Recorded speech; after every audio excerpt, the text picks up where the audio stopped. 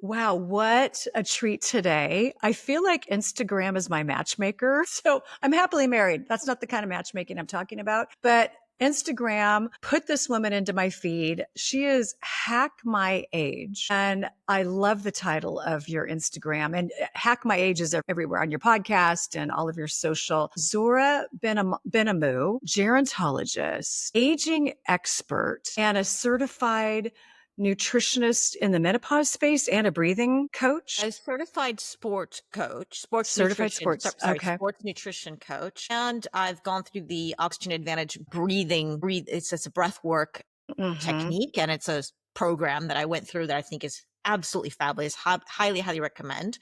Yeah, breathing instructor. You've done a lot. Yeah. Yeah, Yeah. it's And I also amazing. went through the program that you think is really important for menopause is the Institute of Bioidentical Medicine with Dr. Mm. David Rosensweet, got a menopause method. I mean, there's so many programs I've done, but I think that was really a really key one to understand what's going on in menopause and our hormones as well. Okay. Yeah. All really, really important. And so you're an aging expert. And there's so many things to talk about. I just listened to your podcast on copper peptides for skin. Okay. I'm now obsessed. I'm going to have to buy all of the things that you talked about. Did you see So the video? Did you no, see no, Debbie? but I'm going to. Her skin? I looked her up on Instagram and she looks like she's 40 and Yeah. she's She's almost 70. 70. Yeah. Okay. See, So I'm listening to her. I'm finding, Zora, that there's some secret sauce that I don't know about. And I'm telling you, I want the secret sauce. So I feel like you have it and I want to know. But let's dive in with what's the most surprising thing to you about aging? Gosh, the most surprising thing about aging is that it starts in childhood. What? Okay. Longevity starts in childhood. Okay. I like to talk about longevity. Longevity and aging. Aging is the aging process, but longevity is trying to extend our health span and live a long, healthy life. So Okay. that all begins. Well, even if you want to talk about intergenerational trauma, then that can go back to your ancestors. That affects your DNA. That affects who you are and what you'll be, and then a lot of other things in terms of your genetic makeup having a trigger, and then an environmental aspect, and then disease. So in case people don't understand what a gerontologist is, this is somebody who studies aging and longevity. We like to look at older adults. Yes, why are we getting diseases, how they're happening, but we look at the whole life course from birth until death to understand these processes, because there's these things called childhood. Well, the easy word is childhood trauma. And this is something that can affect us later on in terms of getting certain diseases. So I think it's really important that we look at our childhood, or not even your childhood only. It's about the whole life process. If you're in your 30s and you're going through war in Ukraine right now, well, that's going to affect your future children, that are unborn children as well, but also your own physical state and your health, and all that. But it doesn't mean that you're doomed. It's just good to be aware, and then we can course correct. And some people need to work harder than others just because you're genetically predisposed to certain things. So that's in a nutshell. Interesting. Yeah. Okay, so if we're looking at aging from childhood, we're talking more internal aging. I was kind of, tongue in cheek joking in the beginning about, skin and copper peptides, but we're talking more about internal aging, disease risk. Is that kind of what we're talking about?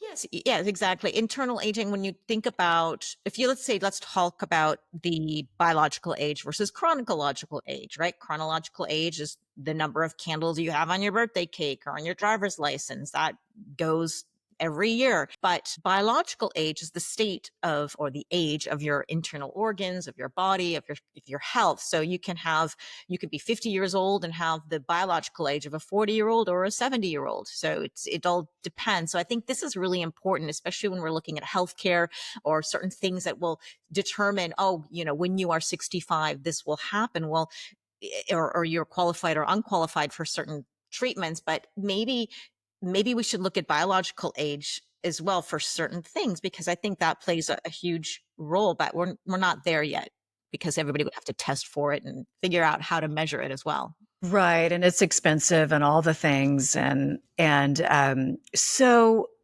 studying aging, you can kind of predict, like, okay, with your genetic history and maybe the way you grew up and you had childhood trauma, you might, by the time you're 65, have 3 or 4 precursors to diseases of our modern world.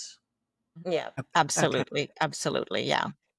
But it sounds like with awareness, there's some things we can do to kind of clean that up.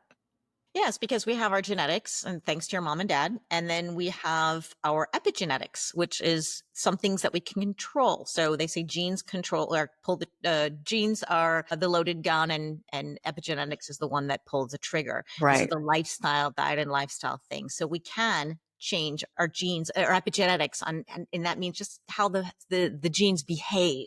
Right. So Hmm. you can turn things on, you can turn things off through certain diets and lifestyle habits. So this is really, really key. They're the scientists and the research is showing that we have about 10, some people say 20%, depends what studies you're looking at, is related to your genes. We can't do much about it. But then you have 80 to 90% that we can control. That's huge. It's And huge. my mother died of breast cancer, and I She was only 20, did. 57. Oh, So I was for years afraid. I was thinking, oh my gosh, I'm going to die early. of I'll never course. see my grandkids or whatever. It's just my fate. You probably remember that. It's like everything was Hmm. genes Yep. and you're doomed.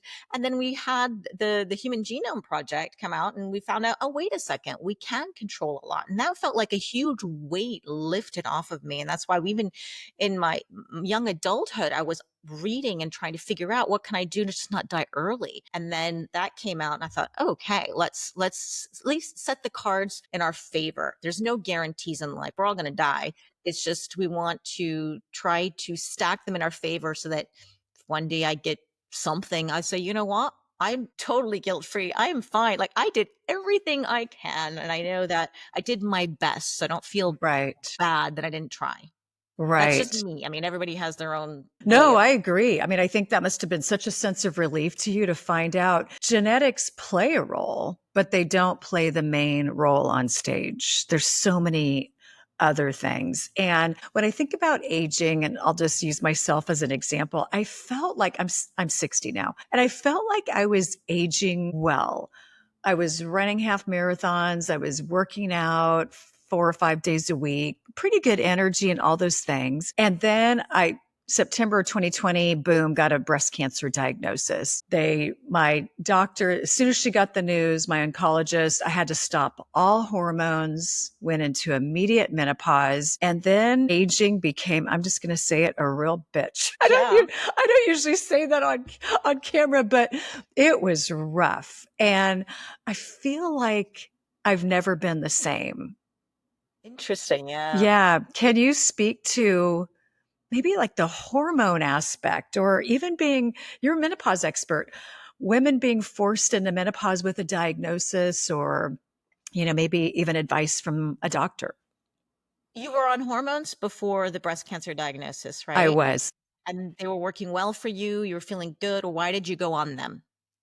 I went on them actually because brain fog and I had very dry eyes, which as you age, things just get dry. And so I had 2 or 3 different doctors consulting and saying, yeah, I think we need to get you on estrogen, of course, balance program, but for the dry eyes. And it was really working. And then hard stop September 1st, 2020 off of everything. And that's when not only was I diagnosed with cancer, but then all my other problems started. Yeah. That's a huge, and it's a big shock. You were aware, at least you were on the hormones. You could see they were taking effect, and they were helping you, and they were protecting you as best as they possibly could. But like I said, there's no guarantees, there's no miracles.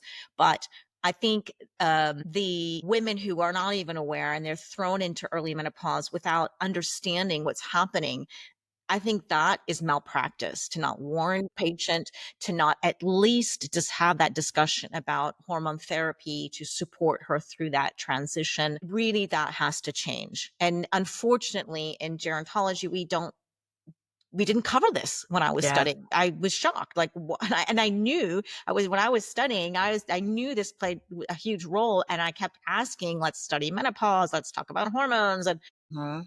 no, that was not the main Right. focus. Right. And And when I was getting my degree, I remember reading in one of my medical textbooks under diseases, menopause was listed. yeah, yeah. Wow. Okay. Can't wait for that. I was a 20-year-old thinking, my gosh, will I still even be alive at that point? So far away. And now here I am. Yeah, no, definitely. Hormones, I think what the stance on hormones and hormone therapy and cancer are divided. And everybody's got their own position and their own thinking about it. But I went through the Institute of Bioidentical Medicine, so you can see I'm quite biased through Dr. David Rosensweet's training. But this is a man who's been treating women through menopause for 4 decades.